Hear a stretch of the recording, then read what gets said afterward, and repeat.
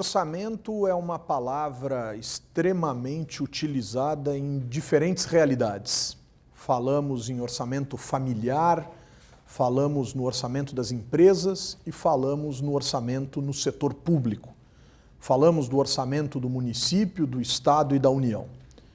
No município, normalmente, quem formula o orçamento na forma de uma lei e a envia para a Câmara Municipal é o Poder Executivo, em linhas gerais, o prefeito.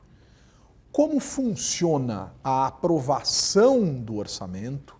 Como funciona a execução do orçamento? Que peças são essas, no plural? Né? E mais importante do que tudo isso, como nós podemos entender o orçamento da nossa cidade? Provocação simples, Valdemir Pires, provocação basilar: o que é um orçamento municipal? Qual o peso político da aprovação dessa peça? Por que nós no Brasil culturalmente dizemos que o que se combina não necessariamente se executa? Quais são os desafios orçamentários dos municípios nesse sentido mais técnico e político? Eu acho que essa é a melhor maneira de começar, definindo o objeto, né? E é provável que ninguém que ouça essa pergunta seja desprovido de uma resposta, né? Todo mundo acha que sabe o que é orçamento. E se eu dissesse aqui, orçamento não é dinheiro, isso escandalizaria todo mundo, né? E o que eu estou afirmando, e escandalizando ou não, é verdade, né? Orçamento não é dinheiro. Orçamento é um modo de lidar com dinheiro. Embora seja evidente quando você entende isso, né, não é evidente para a maioria das pessoas, né? Vou começar dando um exemplo, porque facilita a compreensão. O orçamento ele é um conjunto de dotações orçamentárias, né? Dotações orçamentárias são autorizações legislativas para gastar. Aquele número que você tem no orçamento é uma autorização que o chefe do Poder Executivo e sua equipe tem para gastar com uma determinada e muito bem especificada finalidade. Isso é uma dotação. Veja, muitas vezes até um jornalista especializado pergunta assim, mas o dinheiro não estava no orçamento? Não, dinheiro nunca esteve em orçamento nenhum. No orçamento sempre está uma autorização legislativa para gastar. Se eu terei o dinheiro ou não para gastar, é uma outra conversa, isso vai se verificar em outro momento e isso em grande medida explica a diferença entre o que se propõe e o que se executa, né? Ocorre que o poder público, municipal, estadual ou federal, ele não pode gastar o dinheiro senão mediante autorização da população. O dinheiro é público, né? E se o dinheiro é público, eu não posso gastá-lo ao meu bel prazer, à vontade, como eu queira, com quem eu quiser, com o que eu quiser. O orçamento serve, num primeiro momento, para isso, né? É o orçamento como autorização do povo para que o governante possa gastar. Agora, o povo não dá essa autorização diretamente, porque já imaginou consultar tantos milhões de brasileiros, tantos mil habitantes de São Paulo, tantos milhões de habitantes de São Paulo, tantos mil habitantes em Piracicaba ou Araraquara? Isso não é possível.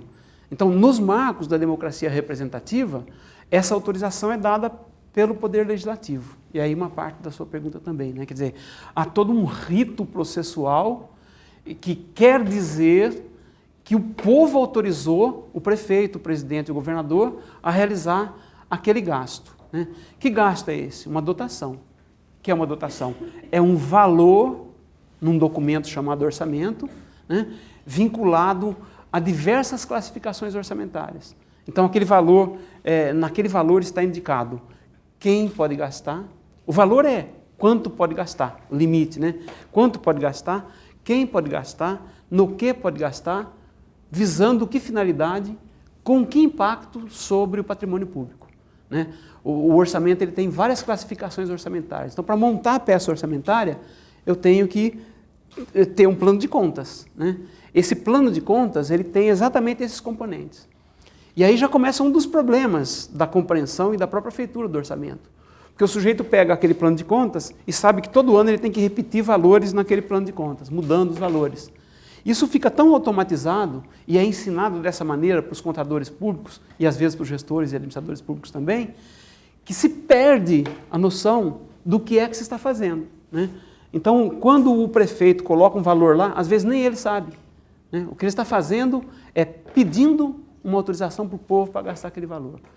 Se o prefeito e o vereador tivesse, e o povo também, tivesse plena consciência de que é isso que se está fazendo quando se elabora o orçamento, nós teríamos uma mudança cultural fabulosa, né? Porque o prefeito, ele próprio teria consciência, ele olharia aqueles números não como uma obrigação que ele tem que achar um jeito de transpor para poder gastar o que ele quer, né? Ele transformaria aquilo num instrumento de relação com a sociedade. Então, nesse sentido, o orçamento é um instrumento formal, que depois vai ser técnico, no primeiro momento é político, né? É um instrumento formal de relacionamento do governante com a sociedade.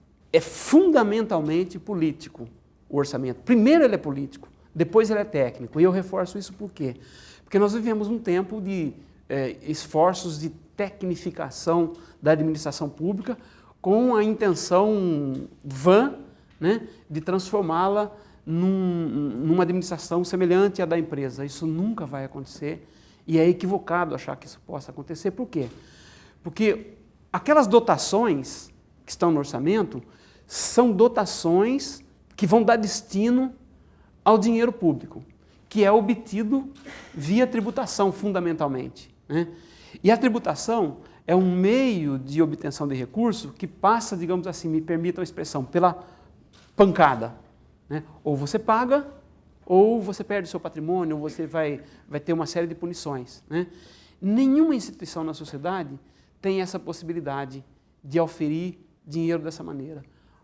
Você tem que trabalhar, a empresa tem que empreender, produzir, vender, e somente numa relação de troca ela vai conseguir dinheiro.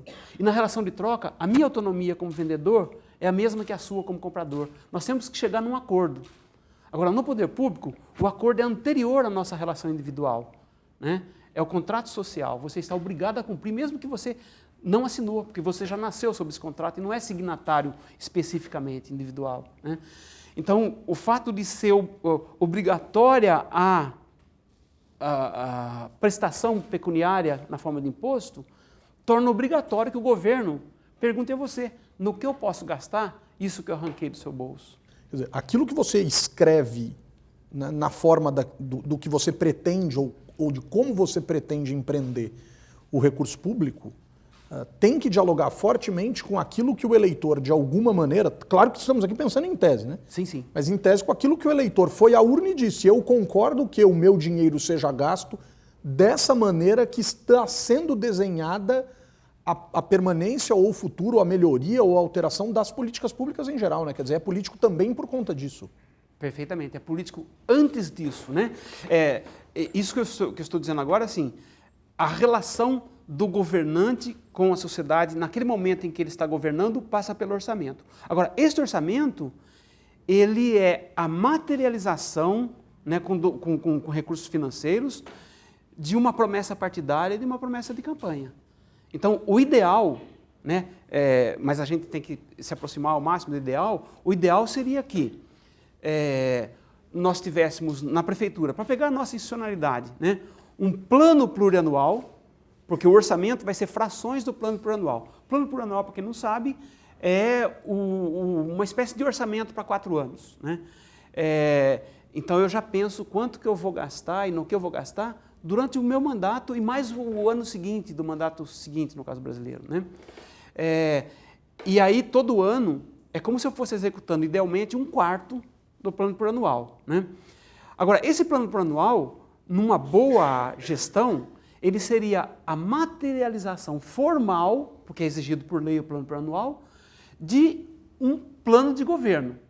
Esse plano de governo, por sua vez, ele é uma costura política da plataforma eleitoral, que foram promessas para os eleitores, né?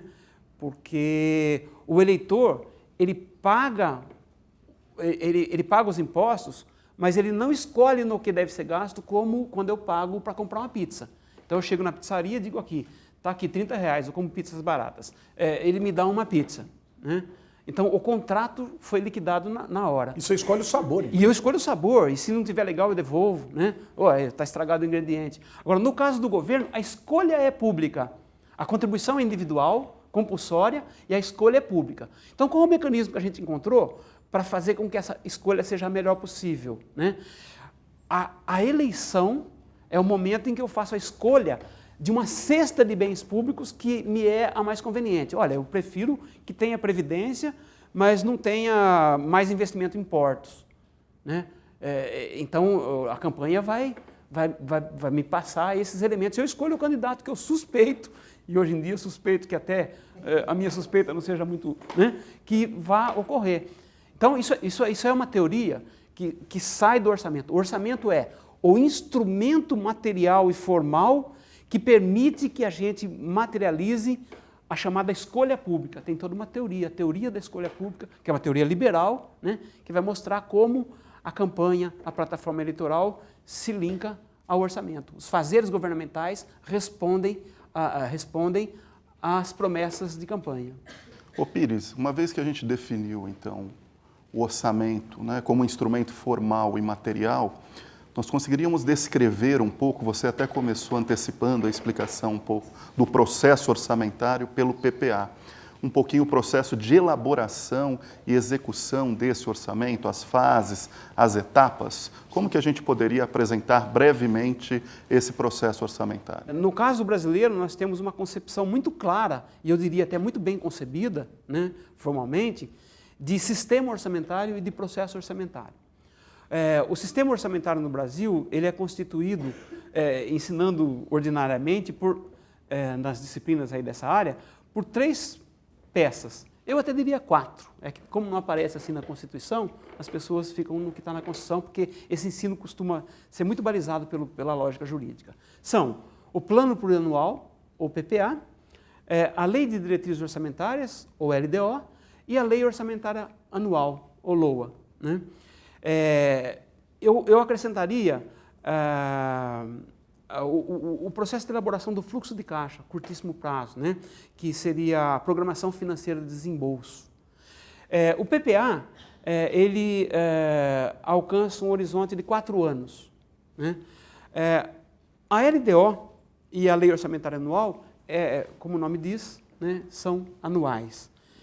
E a programação financeira de desembolso aparece na legislação, às vezes com trimestral e como bienal.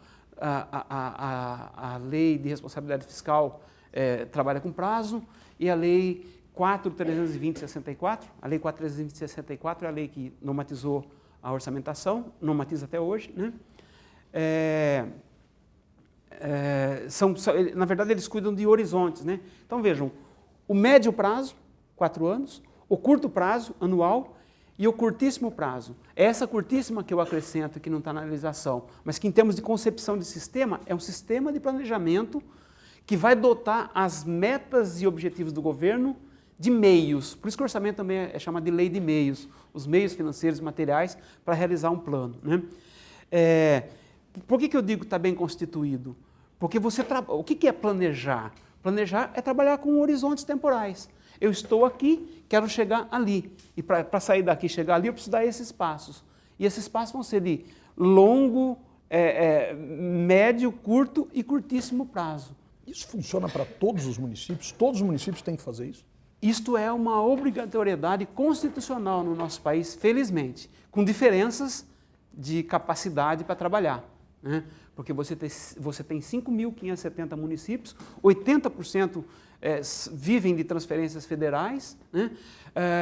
A maior parte já tem funções pré-definidas, né? Então a margem para criar é muito pequena, mas mesmo assim tem o compromisso de fazer os encaixes financeiros com os objetivos a perseguir, né? Então esse é o sistema orçamentário. Agora, esse sistema é como se ele fosse a anatomia do orçamento, o corpo, né? Cabeça, tronco e membros. Agora, um corpo só é vivo se o seu metabolismo está funcionando. Então, o modo de operar.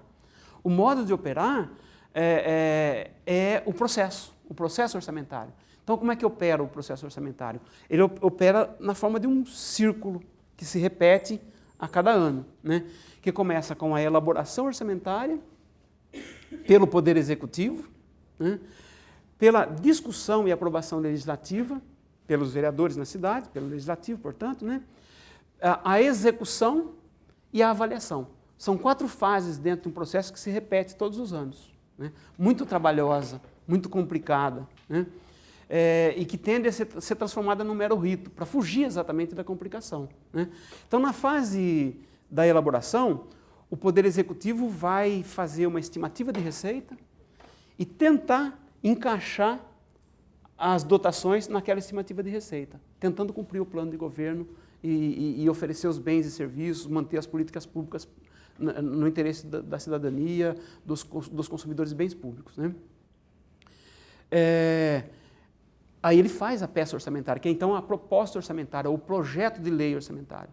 Vai para a Câmara, né?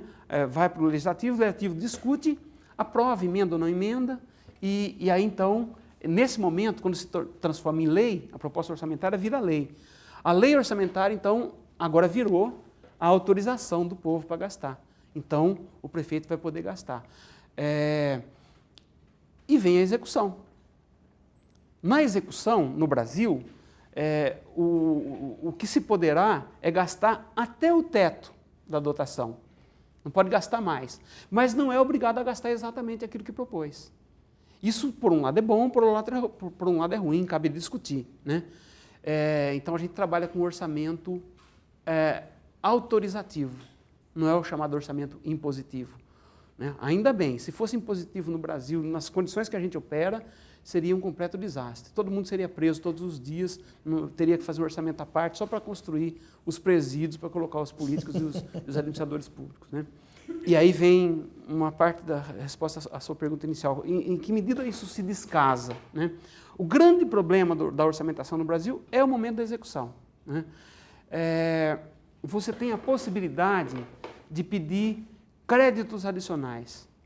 Então, aquelas dotações que estão no orçamento são os créditos iniciais, os créditos que a sociedade dá para o governante gastar. Aí começa a execução financeira.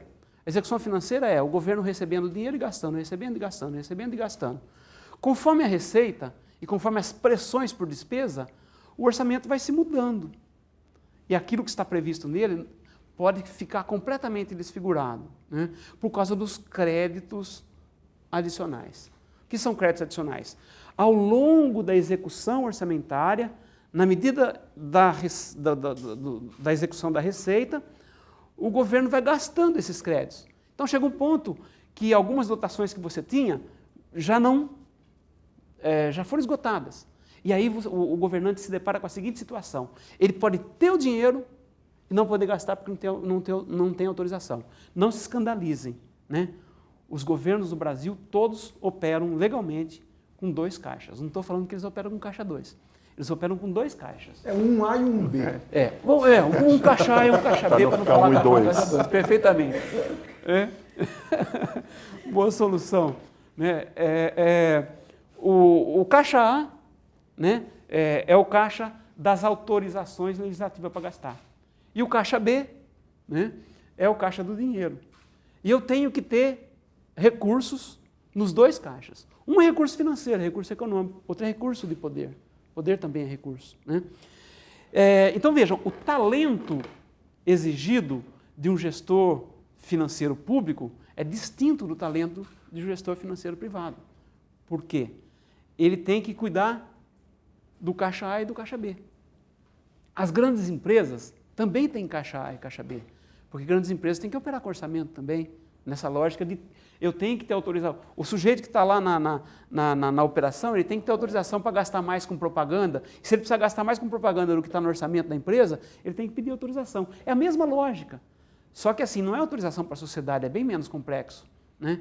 E o sujeito liga para o outro e fala, altera aí o orçamento. Vou ter complicação, mas para a sociedade eu não posso telefonar, né? Eu poderia dizer que eu tenho... Claro, essa palavra é sempre muito perigosa, mas eu vou a utilizar fazendo as ressalvas, né? Quer dizer, os corajosos enfrentam todos os perigos. Vamos enfrentar esse perigo. Nós poderíamos dizer que no caso do orçamento público, nós temos o operador financeiro, que é um técnico, mas também tem que ser um operador político, porque ele vai precisar articular isso com a Câmara Municipal. Nesse sentido, Pires, uma pergunta dupla aqui. É bem complexo, e são 5.570 municípios. Nós temos, e o prefeito, aos olhos do eleitor, definitivamente não é eleito para fazer orçamento. Não. Ninguém pergunta, o senhor sabe fazer orçamento, então eu vou votar em você, ou a senhora, o senhor, enfim. Então, nós temos mão de obra preparada para construção do orçamento, né? Eu acho que esse é um ponto importante. E o segundo ponto, se é uma peça política, e em vários momentos você falou em povo, nós temos instrumentos que de alguma maneira consigam aproximar o povo dessa feitura do orçamento e da observação da sua execução? Captei vossa mensagem, amado mestre. Bom, são duas coisas, né? Eu acho que, primeiro, nós não temos técnicos, nem em quantidade suficientes para levar a efeito uma boa gestão orçamentária, né? E isso, em parte, se deve à escassez de gente, a poucas oportunidades de formação, mas se deve também a uma concepção insuficiente de gestão orçamentária que a gente tem no país. A literatura que nós temos é paupérrima, né? Eu mesmo, com a minha insuficiente competência, procuro lidar com isso, né? Faz anos que a gente não tem livros novos sendo publicados, os artigos são em muito pequena quantidade, até porque ninguém é bobo nem louco o suficiente para se meter com essa área, que é muito chata, né? Muito chata se a gente não percebe como que é a coisa dentro, né? Porque tem exatamente essa dificuldade que você aponta. Você tem uma tendência ao insulamento burocrático da parte do profissional na relação com o político, né? Porque o político tudo pode, até o momento que o técnico fala assim, mas a lei impede tal coisa. Então você tem de um lado o contador ou o profissional que lida com o dinheiro na prefeitura, né, que manda muito, né? Eu me lembro, era bastante engraçado quando fui secretário, era muito novo, como você falou, né, mandando um tanto numa prefeitura de grande porte, que você fala assim, puxa vida, dá até medo isso, né?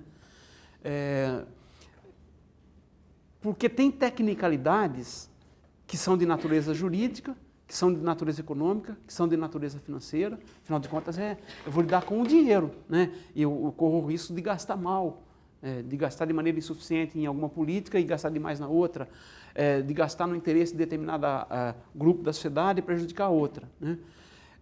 Então, acho que nesse tocante há um desafio muito grande de formação de pessoas com esse recorte tecnopolítico.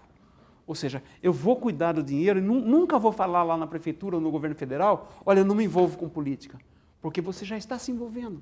Se você entendeu o que é orçamento público, você está metido até o pescoço na política. A questão é, com que habilidade você vai lidar com isso? Porque o político, ele quer viabilizar. E você está lidando com o meio. Então você tem que mapear para o político, olha, você tem tais opções. Financeiramente, você tem tais opções. Se fizer isso, não pode fazer aquilo, o impacto sobre o PPA é aquele, e ele escolhe. Você não tem o direito de escolher. Você não foi eleito para fazer escolhas. Você foi eleito para oferecer sua capacidade técnica, né? O nó disso é que essa capacidade técnica, muitas vezes, é oferecida até na universidade, sem que você perceba o quanto tem de político. E te permite repudiar a política com o direito que o diploma te dá, que não é um direito de verdade, né?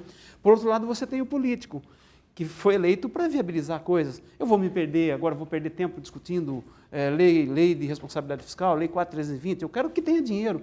É assim que acontece no cotidiano, né? Então falta também ao político um certo verniz de perceber isto. Por que eu digo verniz? Porque ele não tem que ser um orçamentista, mas ele tem que ter noção do orçamento. Se o político pelo menos percebesse que o orçamento é o principal instrumento para evitar o patrimonialismo e, portanto, ser republicano, estaria ótimo. Por que o orçamento é esse principal instrumento? Porque quando eu tenho uma perspectiva patrimonialista, que todo mundo já sabe o que é, né? Aquele que gere o município, ou o Estado, ou a coisa pública, como se a coisa fosse sua, Então é a minha vontade que vale, né? O republicano é o contrário, né? Tem uma coisa pública e eu tenho que prestar contas a ela, não sou eu que decido, eu tenho um limite para isso. O orçamento é o lugar em que eu mostro. Primeiro é o lugar que eu peço autorização para o povo, eu estou sendo republicano. E segundo lugar que eu faço isso, né? Agora, como que eu reduzo a distância, né? Aí o Brasil é um inventor de uma metodologia para isso, que é o orçamento participativo, né? Que é todo um esforço de aproximar o governante do povo, perceba, na hora da execução orçamentária. Porque pela democracia representativa tradicional, ele não precisa fazer isso, né? Eu tive o mandato, eu fiz o orçamento, submeti a vontade popular passando pelo legislativo, já fiz tudo o que tinha que fazer para ser republicano e democrático na democracia representativa tradicional. Mas a democracia representativa tradicional tem mostrado suas insuficiências. Então é como se eu obrigasse aquele que já foi eleito, já tem mandato para isso, a conversar comigo de novo. Claro que isso provoca uma tensão, né? Uma tensão na forma como o poder está organizado para lidar com o dinheiro. E essa tensão está exigindo ainda as nossas reflexões e a nossa experimentação. Infelizmente, ela não está em bom nível hoje. Muito bem. Ô Pires, além de toda essa tecnicalidade, normatividade, regras, normas, procedimentos que estão dentro do sistema e do processo orçamentário, que às vezes nos pequenos municípios, como você bem descreveu, falta capacitação, né, para dar conta disso, como que a gente pode também incluir nesse debate os princípios da gestão pública contemporânea? Você acabou de trazer a ideia do orçamento participativo como uma inovação sociopolítica, que inclusive hoje o Brasil exporta, né? Já é uma metodologia utilizada internacionalmente. As questões de transparência, de participação, de controle social. Então, se já é difícil dar conta do orçamento dentro das suas normas, né? Como avançar para dentro desses princípios? É aí que a coisa vai ficando emocionante, né? Que assim, aquele troço que é engessado, Lei 4.320, coisa de contador, coisa de advogado, vai se tornando coisa de gestor público, né? Da maior qualidade, gestor público democrático e republicano. Porque, veja, a transparência como princípio, ela nasce com o orçamento, né? O orçamento público nasceu em 1216, quando os comuns, né? Na Câmara dos Comuns, na Inglaterra, disse o seguinte: senhor rei, né, nós não estamos satisfeitos com o fato de você gastar o dinheiro público como se fosse seu. Quer dizer, a ideia republicana nasceu antes da república, no seio da monarquia, né? Então, uma coisa é o erário público, que pertence ao país, né? Outra coisa é o gasto da família real. Então, eu não posso assim, porque eu não gosto do filho de não sei quem, fazer uma guerra contra ele e agora o povo vai pagar. Isso é uma coisa de foro íntimo, né? Então, nós criamos o orçamento. O orçamento nasceu assim, como uma ideia de controle social e de transparência. Então, vai haver uma dotação para a família real e o resto nós discutimos aqui, tem que pedir autorização. A ideia de dotação nasceu ali, né? Então, está ali o germe da República. Bom, mas hoje nós falamos de transparência num outro nível, né? Numa transparência com o sentido de accountability, de responsividade. Eu diria até que nós criamos uma situação internacional que está chegando a nós, que exige dos governos uma política de transparência. Então, uma coisa é você fazer o orçamento público de acordo com a Lei 4.320, com os aperfeiçoamentos trazidos pela Lei de Responsabilidade Fiscal e pela Lei Complementar 13109, que obriga, inclusive, que o orçamento esteja na internet. Seja divulgado amplamente. Seja divulgado. Uma coisa, Fernando, é você obedecer a legislação e fazer isso. Outra coisa é o governo ter uma política de transparência, entendendo que a transparência é um bem público. E se ela é um bem público, eu tenho que ter uma política para ofertá-la. Agora, essa política para ofertá-la passa por conceber todo um mecanismo de elaboração orçamentária que vai junto com a divulgação orçamentária.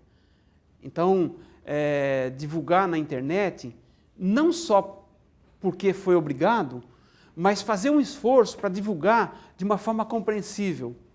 Hoje, se você entra nos sites de transparência dos governos, principalmente municipais, é um desastre, é uma vergonha. As pessoas estão cumprindo, os governos estão cumprindo a obrigação e não entrando na lógica da transparência, né? Eu escrevi uma monografia chamada Transparência Orçamentária Municipal via Internet, que procura discutir exatamente isso, né? Tom Web, né? Tom Web, fazer um gracejo ali, né? O Tom, e é a Tom, hein? Não é o Tom, a Tom Web. Então, a ideia é de que os municípios têm uma política de transparência e ali está demonstrado que é fácil ter uma política de transparência do ponto de vista técnico. Por quê? Ali eu desenvolvo uma cesta de itens que devem comparecer no blog, na página do município, que eles já produzem. E hoje em dia, qualquer criança é capaz de, por meio de um blog, trabalhar com isso. Então, se os documentos exigidos já são produzidos obrigatoriamente, se disponibilizar na internet é muito fácil, a pergunta é, por que isso não acontece? Aí a gente cai no político, porque tecnicamente não existe a menor dificuldade no Brasil para não ser transparente. A institucionalidade está organizada assim de forma exemplar para qualquer lugar do mundo. A questão é como é que você vai lá e faz. Eu tenho alunos que vão nas prefeituras trabalhar essa questão e ainda tem no Brasil gente que diz essas informações só por cima do meu cadáver. Pires, o Fernando colocou o desafio de observarmos aspectos mais atuais da gestão pública. Eu vou pedir licença aqui para vocês, vou dar 2 passos para trás. Nós falamos em formação de gestores, de pessoas especializadas, nós falamos no prefeito, nós falamos no papel da Câmara, mas eu gostaria de tocar na questão do vereador. Perfeito. Quem é esse agente nessa história toda? Primeiro, tendo em vista o distanciamento da percepção do eleitor em relação ao papel desse sujeito como, por exemplo, uma das funções do Legislativo, fiscalizar a implementação do orçamento. Perfeito. Quer dizer, como é que a gente resolve esse problema? Porque, aparentemente, num mínimo de 9, num máximo de 55 vereadores que compõem as câmaras municipais dos municípios brasileiros, em tese nós teríamos aí um bom conjunto de agentes para dizer o mínimo, vistores do orçamento municipal. Né? Ótima questão. Eu sou um defensor do orçamento participativo há muito tempo, né? Tem um livro sobre isso lá do começo dessa discussão, né? Mas desde o começo eu percebia, né, eu tinha um incômodo. Né? O incômodo é que, assim, veja bem, nós estamos pedindo para que a população discuta, mas aquele que tem a função não está fazendo isso. Né? Nós temos vereadores que não se envolvem, seja porque não tem capacidade, seja porque não tem interesse, mas a capacidade se resolve, né? Você é só capacitar, com a questão orçamentária. Então, primeiro, eles são os indivíduos que vão aprovar e eles depois vão fiscalizar. Então, essa distância que há entre o orçamento concebido e o orçamento planejado, ninguém se preocupa. E mais do que isso, ao longo da execução orçamentária, sabem o que tem que ser feito para o prefeito conseguir mais créditos adicionais, mais autorização? São os vereadores que votam os créditos adicionais.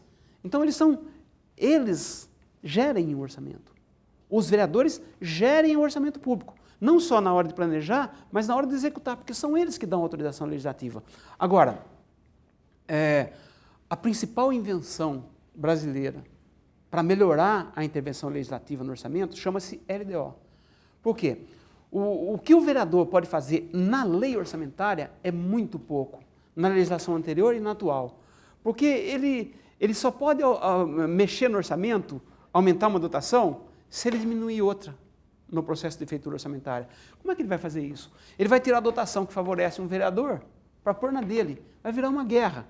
Por isso que existe a emenda parlamentar. Sabe o que é a emenda parlamentar? É um jeito de resolver isso, não criar problema. A emenda parlamentar, gente, é dizer assim para o legislativo, olha, cuida só daquilo que é do seu interesse paroquial, daquele pedacinho, que é muito pouco, e não olha o orçamento. Aí ele vai atrás só da emenda parlamentar, ele não olha o orçamento. Isso que foi uma coisa federal já está chegando nas câmaras. já está a emenda parlamentar. E mais do que isso, não deixa de ser um caixa 2 institucionalizado, porque o caixa 2 não, um propinoduto aí institucionalizado, porque antes o executivo podia comprar o parlamentar de forma ilegal. Agora eu compro dentro da institucionalidade, né? E o parlamentar se contenta com isso. E ele não deu a menor atenção para a LDO, porque a LDO é onde o executivo vai propor as diretrizes para o orçamento. E nas diretrizes... O eleitor não se contenta com isso. O eleitor não espera do parlamentar uma microexecuçãozinha qualquer. Exatamente. O eleitor, ele comemora quando o parlamentar vem lá para a sua base e diz que com a emenda parlamentar ele conseguiu a ambulância. Porque a ambulância, ele consegue ver, mas ele não percebe que de comprar tanta ambulância, que pode não ser prioritário, você está deixando de construir um hospital do câncer, que poderia estar no orçamento federal. Então, não passa pela lógica do eleitor. Então, é claro que é toda uma estrutura formal, uma institucionalidade, que se ampara sobre uma base muito crua. E cultura não se improvisa, é uma coisa de longo tempo, né?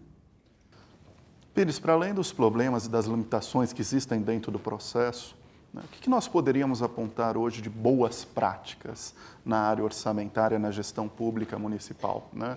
Você citou a experiência do orçamento participativo, que vem de longa data, mais recentemente, numa certa insuficiência do PPA, a criação dos planos de metas, né? O que mais nós poderíamos apontar? O que você descreveria como boas práticas na área orçamentária municipal brasileira?